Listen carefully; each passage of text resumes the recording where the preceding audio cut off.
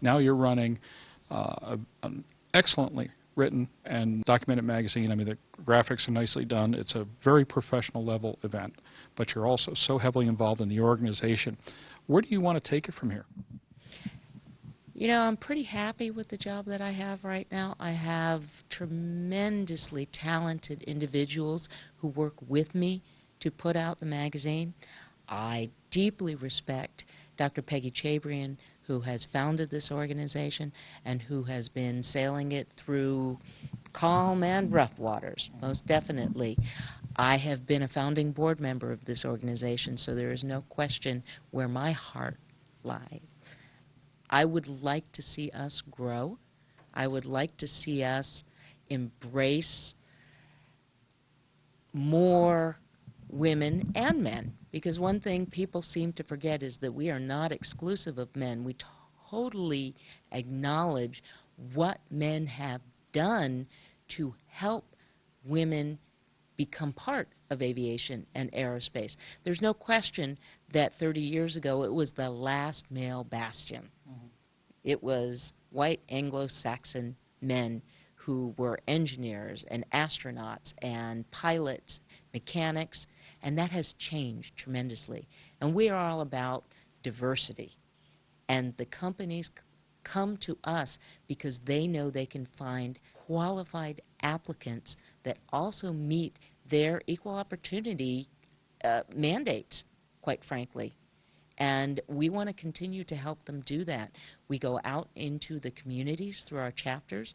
We do outreach in local schools. We do outreach with the Girl Scouts, with the Boy Scouts Explorers program, and we hope to grow all of that in the future. We know that 85% of our members are pilots, but we also know that only about 25% work professionally as pilots. And we want to acknowledge that, and we want to be sure that the image of aviation for women continues to grow so that people recognize that we are working in teamwork and partnership with other women's organizations that may only be for women controllers or women pilots, or even more specific, women airline pilots. All of them are also Women in Aviation members. Cirrus Design's Vision SJ50 single-engine personal jet offers exceptional fuel efficiency, flexible seating for up to 7, advanced avionics, and all the Cirrus safety features you expect, including the Cirrus airframe parachute system.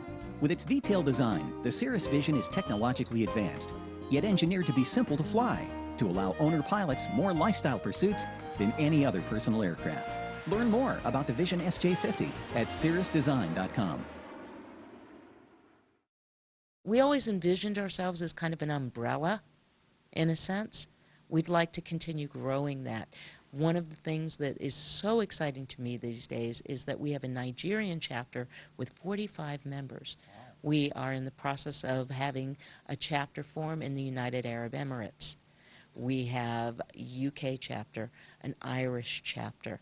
We're talking about inroads into Australia and Germany at this time. And these kinds of inroads and truly expressing the international in our name, I believe that's where we need to go to see the growth that's going to sustain us, but also allow us to become more powerful and more effective in the industry. Are there any favorite moments or events in your year as you cover this this whole cycle? I had a blast at Cessna Aircraft doing the story that is the cover of the March-April issue. The young lady who ended up on the cover is all of 22 years old, and she was the first female mechanic hired by the largest Cessna citation service center in the world. They have 300 mechanics, and they are very proud to tell me now that they have 3 women working there, and that's only in the last 3 years. So those kinds of pieces of information, those are really exciting. But it gets better. As we're talking in the interview, she also tells me about when she got pregnant, and then she had to go to her manager and tell him. And she said, "What should I do?" And he said, "I don't know. I've never had a pregnant mechanic." Okay. Oh, right. Learning environment. And I laughed, and I said, do you realize that makes you a pioneer? And Ashley said, really? Me? And those moments are precious to me, absolutely precious. The next woman who came in the room for an interview, also another blue-collar worker, mechanic, on the line at Cessna, explained to me that she has grown adult kids and that she went back to school to become a mechanic midlife, and how proud she was to be. I think she may have been the second or the third female mechanic hired there. So now you're looking at the difference between who can do these jobs.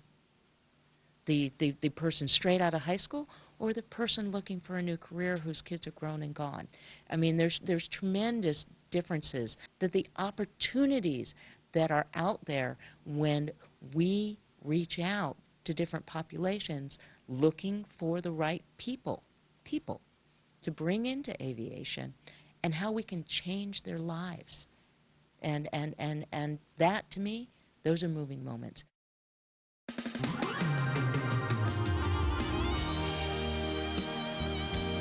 From the mountains to the prairies,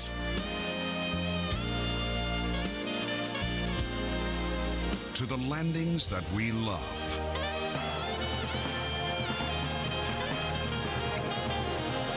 Garmin SVT, synthetic vision technology. The last really cool thing I love to do is see a scholarship winner come back and tell me about what they're doing now. And that's my favorite part. And they're not always happy, perfect stories. I've had scholarship winners say, yeah, but I'm not using my skills right now because I have a kid, or this has changed, or that's changed in my life, but I fully expect to do so. And I go, that's a good story. You need to tell that story too. Because until people understand that there's a lot of ways to do this, until they hear that story, until they touch that, they're not going to think they're not alone. And when you think you're alone and that yours is the only problem like this out there, that's when you get despair and depression, and you might walk away from your dream. And we're all about bringing people back to their dreams or unveiling those dreams. Final question, and this is the same that we've used throughout the week as part of our 3-question survey, and one we finished up with Peggy a little while ago. To the young woman looking at aviation from the outside, head in the clouds, stars in her eyes, the whole bit, what advice do you give? Start with your feet on the ground. You have to start with your feet on the ground. You do ground school before you do flight school. You need to get grounded in, what am I really looking at here? Which way can I go? It's a circle. It's a big giant circle right around you with your feet firmly on the ground in the middle. And I want you to turn around 360 degrees and take a look at all the different things you can do, all the different paths you can walk down. And take a couple of steps in one direction, a couple of steps in another. See what tickles you. Go a little further that way. And don't be afraid to do it, because you're not closing doors, you're expanding opportunities. Every time you sashay to one side or another for a little while, you're expanding your skill set. And that expanded skill set is going to pay off somewhere. Don't be afraid. Just go try.